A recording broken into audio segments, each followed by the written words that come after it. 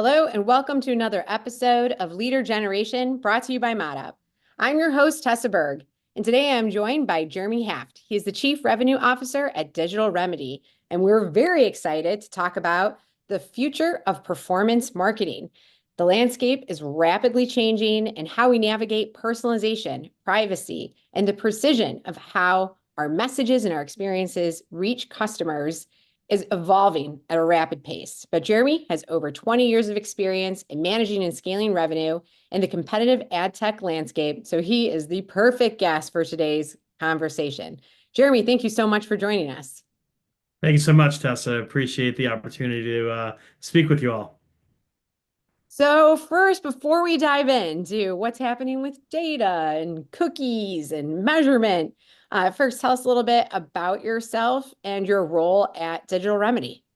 Yeah, of course. So as you mentioned, 20 years, which is wild, of experience in the digital media ad tech ecosystem. I've spent the past, I don't know, probably 12, 14 years now helping scale, build, rebuild, realign revenue organizations for revenue growth, high yield growth, the forever changing ecosystem and the digital advertising landscape that we live in today. I joined Digital Remedy 2.5 years ago to help scale what really has been a company that started the infancy of the performance-based media space 25 plus years ago and really take the organization to the next level of how we take these disparate media channels, start bringing them together to truly understand effectiveness, being a performance mindset organization always, but also being able to tie it back to all these new media channels that were never looked at from a performance lens. Yeah, I think it's interesting because a lot of our clients are responsible for revenue and revenue growth, and they also use performance marketing as a key strategy for reaching their customers with their own service and products. So you're going to bring a very unique lens to this conversation when we start thinking about, how are we evolving as marketers in this new landscape that where we're seeing first party cookies and first party data become extremely important and third party cookies get deprecated, and the rise of AI and what it can do from personalization and performance. When you're working with clients, how are you seeing these changes impact the way that they're approaching campaigns? Like, do they need to change how they prepare or how they strategize or how they think about communication with customers in order to make the most of digital remedies tech or other performance tech on the market? Yeah, I think, before we get into the specifics of brands and advertisers' approach to performance media, one of the things that I think has been a massive change in our industry over the past few years is a lot of the, dare I say, fluffy ad dollars have really gone away. And, what we've kind of seen is a lot of the marketers are now becoming finance gurus, and everything is really tying into effectiveness, outcomes, and performance, right? So the dollars of yesterday are maybe the same dollars, but treated vastly different with how marketers are really planning, analyzing, and executing media because they're really looking at what is driving the needle on the growth of their business. So I think, one of the things that Digital Remedy is doing very well is how do we take these disparate media channels, or dare I say legacy upper funnel channels, and tie them into performance media campaigns. And then, as you asked about, you know, where are we doing, what are we doing to find the consumers? What are we doing to understand where their eyeballs are? And then how they're doing to actually convert. And I think that's something that really is where our focus is. It's something that really drew me to this organization. Is something where I see any conversation with a marketer now, whether it's a B2B marketer or a B2C marketer, is somebody that is really looking at how you can help drive our business forward. Yeah. What are some examples of those legacy media channels, especially at top of funnel?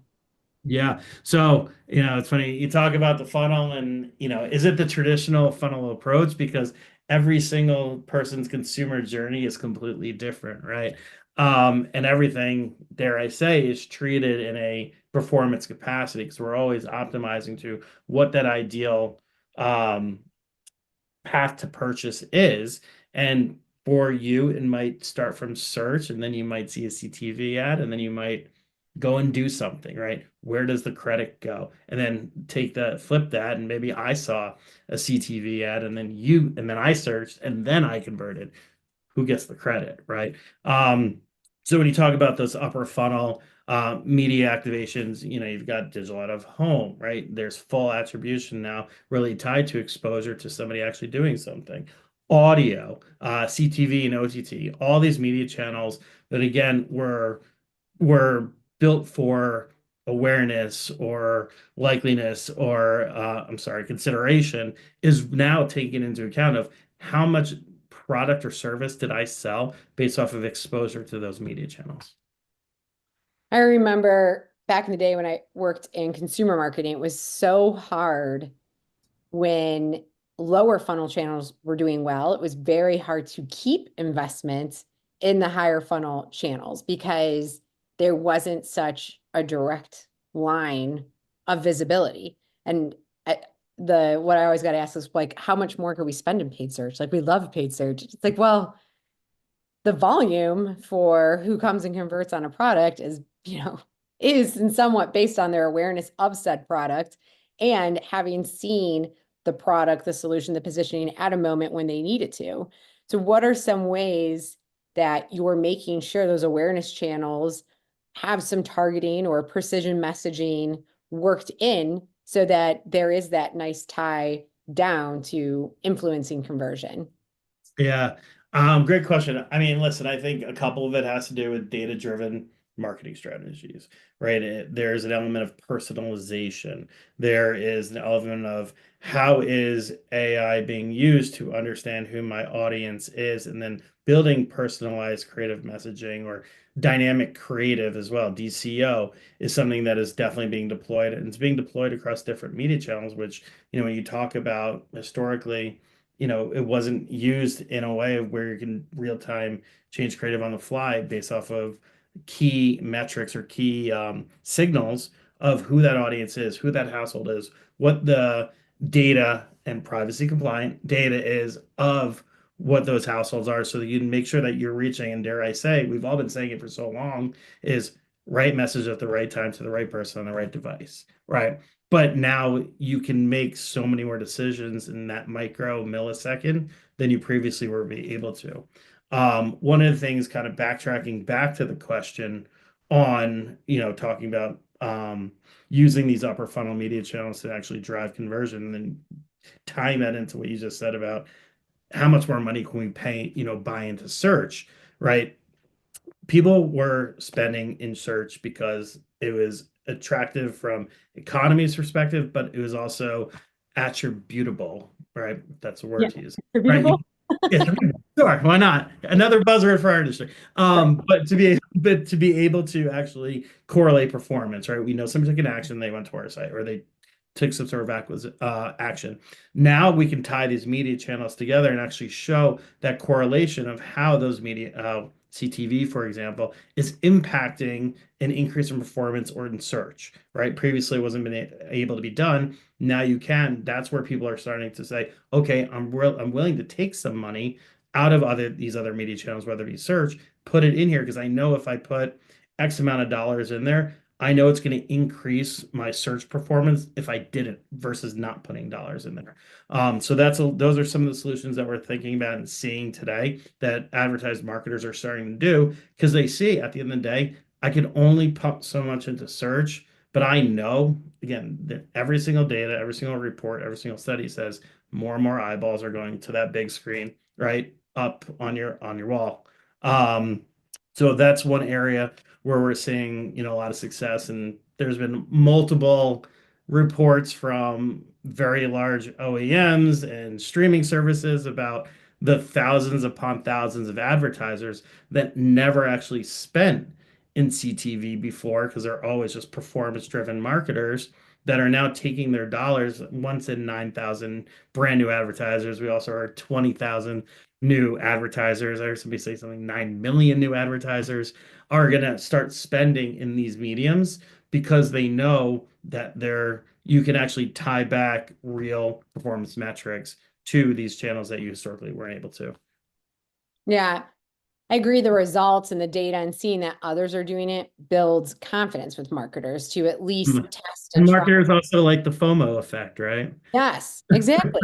Well, especially if like your CFO or CEO hears that your competitors are doing it, and they're like, Mhm. is this something we can do? Why aren't we there? Or my favorite is when they saw an ad from a competitor and they email you and you've been pitching that for forever. And they're like, I thought we were doing CTV and outdoor. It's like, no, only said that. They're like, check the email from 2 years ago, dated. Uh, but one of the things, and so that's a big shift for marketers to be open to new channels, to have to internally sell, hey, look what's happening in the market. Let's give it a try. It's all going to be attributable or whatever the word is we just made up. It'll be measurable. We'll be able to see the ROI and impact. But another one you mentioned, dynamic creative. And I think a lot of organizations are used to seeing creative concepts, seeing designs, and improving. What are some of the guardrails that you're able to set up so they know that even if it is dynamic or personalized on the fly, it still falls within their brand guidelines, and any of the requirements they have for brand safety? Yeah, great question. I think, there's a couple of things that can be set up, right? You talk about the brand brief, if you will. You talk about the creative elements. You could put guardrails around what the rules of the road are of what that DCO solution does, right? You talk about how generative AI is used in creative development or creative insights. You talk about marrying third-party data, first-party data, household standard demographic data, right? With AI-driven strategies, that alone can then inform which creative asset is delivered to that household based off of the key attributes that are set forth within the plan, right? Now that stuff is starting to get automated now. Again, is it perfect right now? No. Are brands testing it right now? Yes. Is it going to get better in the future? 1,000%. Mhm. Yeah, I think that's one certainty is that these technologies will continue to improve. And so starting to be open to be spending your time more on who the audience is, needs and wants and how different creative messaging can respond to that, is a good shift. And breaking down 10 people needing to approve a banner ad would also be an awesome shift. Yeah. I mean, I remember my first one of my first jobs, I was an account coordinator at an agency and taking a piece of paper that had a lot of lines for approvals and running up and down elevators and trying to chase people down for approvals. And if the copywriter saw one period in the wrong place, guess what? It had to go back to the creative, be reprinted accurately, and then ran around, right? Being able to now use obviously the technology to be able to automate all of that, right? And then also deliver the right ad it's going to save organizations so much more time. We always talk about how do we get more efficient, right? And this drives obviously operational efficiency for brands, but also it's executional efficiency as well when it's time to go to market. Yeah, I could not agree more. And as we become more efficient and as marketers learn to let go of some of those elements we were talking about it before, like there are things we could control. And so Mhm. that's why people were holding on to some legacy way of doing things. But if we do let go, if we let go of some of that control, where should marketers be putting their time in more strategic thinking? Yeah, great question. I think, the biggest challenge for all of us is the fear of unknown.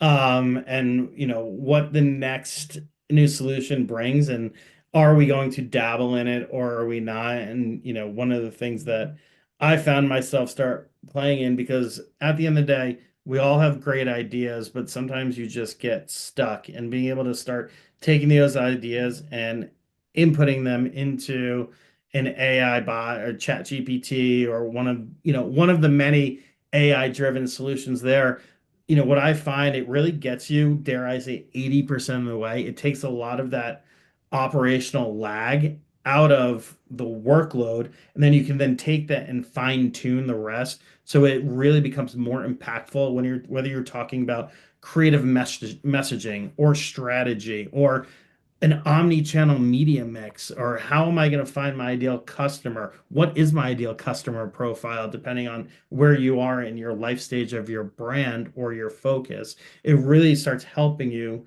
really take away that time suck so that you can start getting to market faster, right? We go back performance, performance, performance, and everything's about how do we, finance 101, how do you increase shareholders' wealth, right? That's one element of it. And by doing so is how do you get to market and drive greater products and services and find new audiences and new customers faster?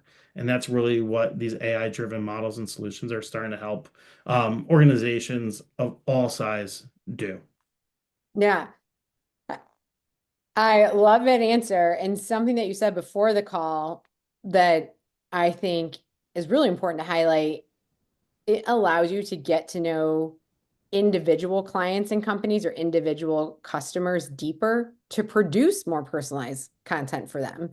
And Yes. that is really different than where performance marketers used to spend a lot of time. It really was on the creative, it really was on messaging. And yes, we had personas and yes, we had segments, but now we can, by letting go of cross-channel optimization, by having performance be an optimization more automated, even the creative be more automated, we're able to get deeper with specific customers and clients.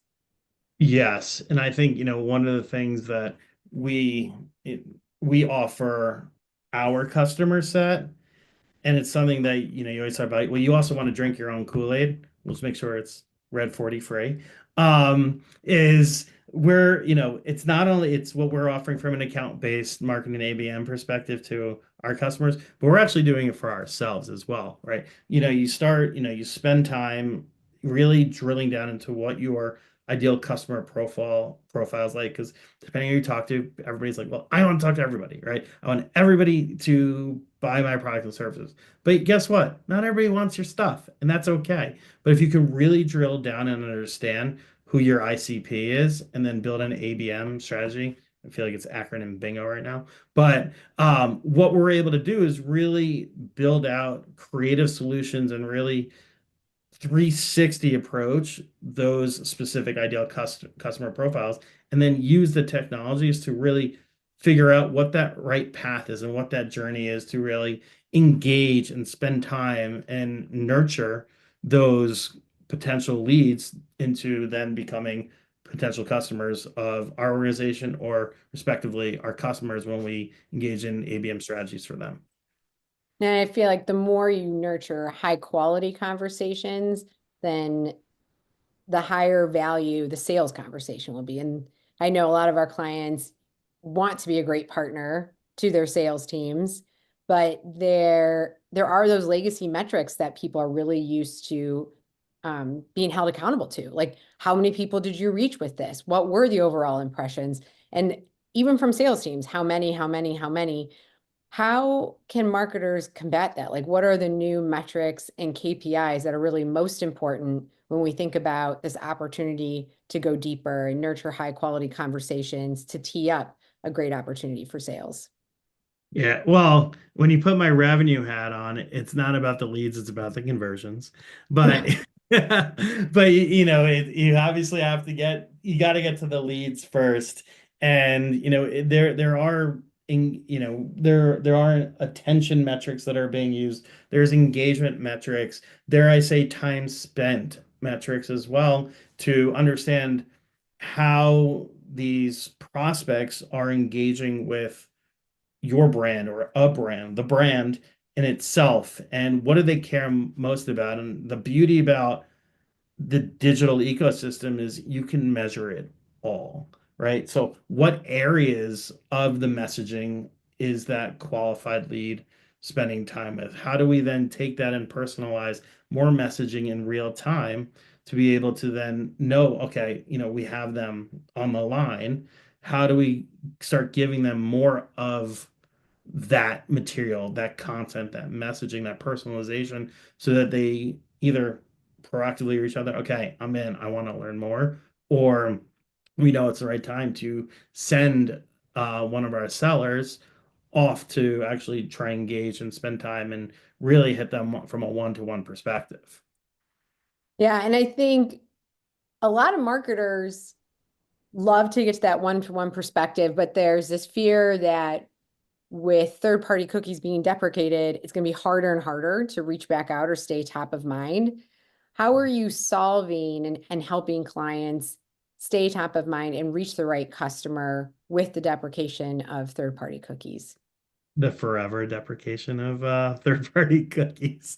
Um, yeah, so I think one of the things, and the beauty about, again, going back to the digital ecosystem, is the element of being able to drive a deterministic approach to media activation. Obviously, if that's leveraging a client's first party data or not, but then also leveraging the deterministic device ID graphs and be able to understand, which households, which devices are connected to whom, and what's the behaviors, the interests, what they're engaging with, the purchase cycles, where those devices are going as well. That really helps you really drive up a more deterministic approach of understanding an audience, right, in a macro manner that allows you to go after then those specific strategic precision audiences to, again, provide them with personalization that historically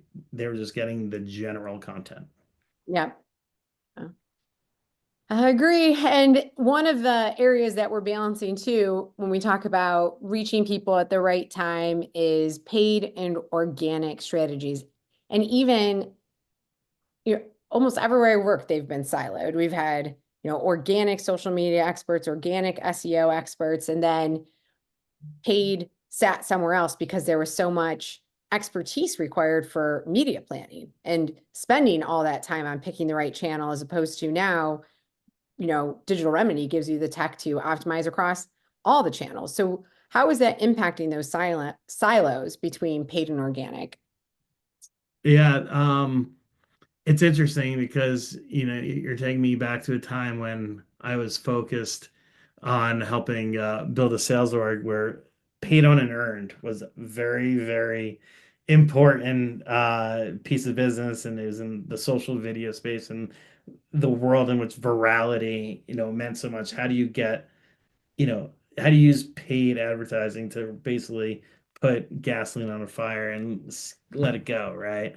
Um, how it all works together is, you know, what I see, for me, obviously, paid helps us drive the success of any organization that I work for. But it's how does it work in tandem? How do we more or less use that organic virality that you're talking about to also help educate? Because that typically happens faster than paid. So how are we understanding and how are we using that almost as like a focus group of audience behaviors, audience types? You're getting web data, you're getting analytic data, you're getting insights and audience data on whomever is engaging with that organic that those organic posts or those organic searches or what have you, and how you're using that to then use that to inform your paid media strategy to then, in theory, you can, again, advanced ad technology, suppress audiences and or people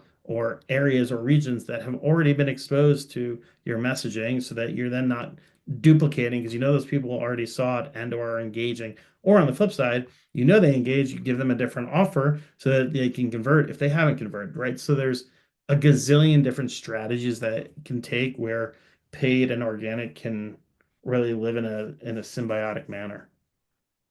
Are you able to see like where organic is playing a role in the customer journey, similar to how you're seeing the higher funnel channels have influence on performance? Yeah. And yes, with an asterisk, right? I think everything has one. It all depends on that, let's call it partner relationship, right? Because you can only do so much if you're not getting information back. It really needs to be that collaborative working environment across partner, I don't like saying vendor, partner and their customer, in order to be able to drive whatever that overarching outcome is. And if you're, again, if you're working in an outcome-based model, people are more apt to sharing, whether that's sales data, whether that's organic view data, whether it's other additional paid media data, so that again, everybody's goal is to increase performance in some capacity. And again, performance is a large word that means so many different things to so many people. But if it's about performance of driving a more effective sales outcome, if you will, more data is going to come back because that marketer wants to look good to their boss, right? So they're willing to share more information if you're able to showcase that you took what their benchmarks are and then gave them a strategy to succeed and ultimately did so. So in that vein of like visibility and transparency, are are you seeing any challenges with at generative optimization becomes a much bigger part of both paid and organic strategies? Is that Mhm. shifting the volumes that you're seeing in any of the paid channels to more organic? Like if I'm using ChatGPT to ask questions or to get that educational element, is that taking away from search, or do you see sort of this introduction of generative search and GEO as a new opportunity for marketers to really, I guess, lean into different ways of educating and reaching their audience? Yeah, and the way that we're starting to play with generative AI solutions is it's more on the it's element of it is on the optimization side of it as well. How do we leverage these signals to help the systems learn faster so that our people can continue to operate the business quicker that are going to drive an outcome? So part of it is also compliancy, right? Um, we have a lot of our customers that we want to start, testing. It also has to be the right customer. Whether it be from, a financial/insurance vertical versus an auto vertical versus QSR, there's different legalities that we need to make sure that we adhere to ensure that we are compliant with what they are looking at and deeming, especially, when you're working with a lot of brands direct, the infosec team, right, comes into play, and that's where they start asking a lot of questions on generative AI and what's the data that we're capturing, using, and or giving back. And as long as it's compliant with what they're looking, what they deem okay, then we're able to execute on it. Also, we're not going to just throw, you know, the new buzzword generative AI out there to try and, bring in a new customer as long as if we're not using it to be Mhm. able to actually drive that performance outcome for our customers. So what I like about that is people don't have to get too worried or hung up on the impact generative AI or even search, generative AI and search is having, as long as the platform is always monitoring and tracking and responding to change in behavior. So if you Yes. have an always on measurement tool that's completely centered on the needs, wants, and patterns of your customers, then really us as marketers need to continue to elevate and spend more time on how do we get deeper with that customer when and at the time that they're looking for a solution like ours. Um, and because I myself sometimes worry about that. I'm like, ooh, how would you know when you're going to be overspending and paid? How would you know you should be in this channel versus that? Because there's a new announcement every day on new tech, new ways to find information, new ways to engage. And it can be really overwhelming. And I Yeah. like this stuff. Yeah, of course. And and it's funny, when we talk about this within our organization too, it's, what are we doing? What are we doing right? Where should we change? What are other companies doing that really makes sense to drive a more impactful relationship with our customers? How do we make, again, our goal when we start out is how do we help make our customers smarter? How do we help them make more informed decisions using insights and data to drive more effective outcomes? How do we and why do we recommend, you should be spending X% in this media channel and Y in that media channel. Well, it's because of the data, right? And it's based off of using those optimization techniques and these new technologies that can also recommend, right? Because we can take past performance from the past 3 years of our customers, their media mix, put it in an AI solution, and it's going to come and tell us, well, you should start off the mix, right? It's never set it and forget it. I don't know if you remember that whole infomercial from Yeah. back. We always, joke about if you set it and you forget it, you're going to regret it, right? So it's how do you set it, and then how do you use that data and those recommendations and the initial set from maybe ChatGPT to build that media execution strategy, and then you optimize based off of where you're seeing that consumer journey drive that outcome, right? So robots aren't taking over, they're helping us do our job more effectively. Yeah. I love it. Well, this has been a very deep conversation. Thanks so much for taking the time. If listeners want to reach out to you and learn more about Digital Remedy, where can they find you? Yeah, they can find me on LinkedIn. They can email me at jeremy@digitalremedy.com, and or just go to digitalremedy.com and you can find me that way as well.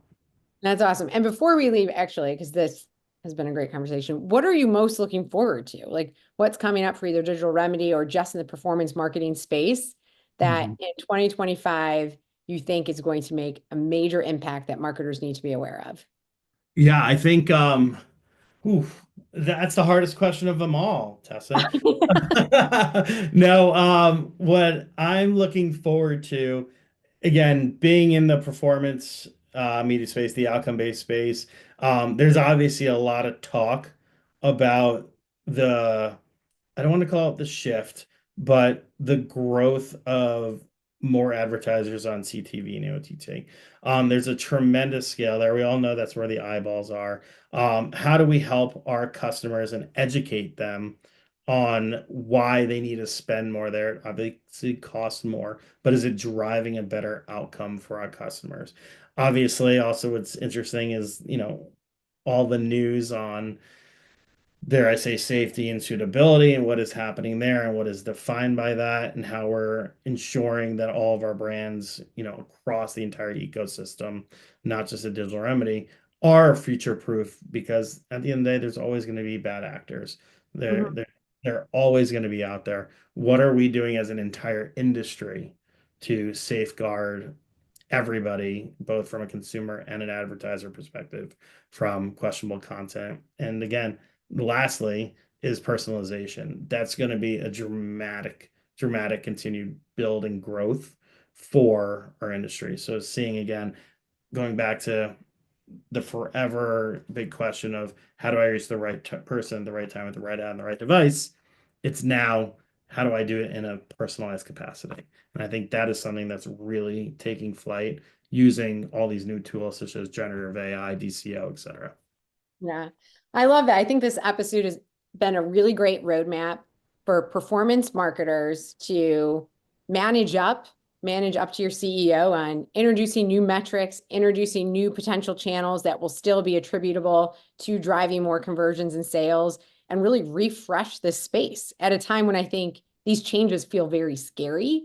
This is an opportunity to reinvent the way marketers can show value to their businesses and to their sales partners. Totally. I agree. So now we're really going to end. All Thank right. you again, Jeremy. And if you want to hear more episodes of Leader Generation, you can find them at modop.com. That's MODOP.com. They are under the navigation called The Vanguardian, which is where we have our blog and other thought leadership. And you can find Jeremy Haft on LinkedIn. Until next time, we will talk to you again soon. Thank you.